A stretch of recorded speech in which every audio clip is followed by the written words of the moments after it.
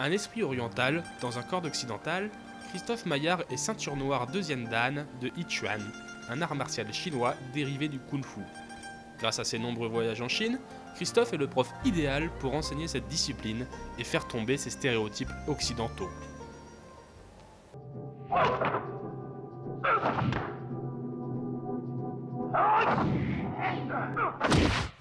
Car contrairement à ce que nous enseigne le cinéma américain, non, le kung-fu ce n'est pas ça.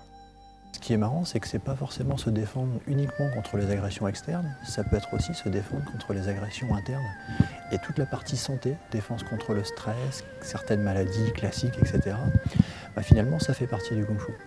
Et dans l'enseignement traditionnel, la self-défense est intégrée au même niveau que la partie bien-être et santé.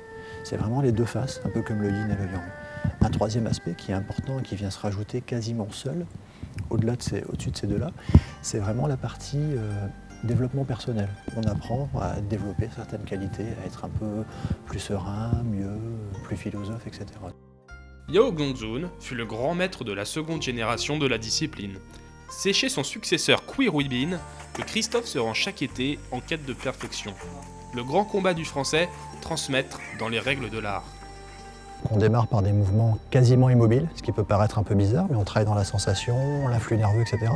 Et puis après, cette force qu'on arrive à ressentir, on la mobilise d'une manière lente, jusqu'à la mobiliser d'une manière rapide. Les Chinois sont des gens très pragmatiques, et la logique, c'est de se dire ce que j'ai appris seul, ça doit être plein de ce que j'ai appris avant. C'est-à-dire que ça ne peut pas être quelque chose qui n'est pas applicable face à un adversaire. L'objectif de ce sport, atteindre ce que les Chinois appellent le Ritsu-zen, le zen debout.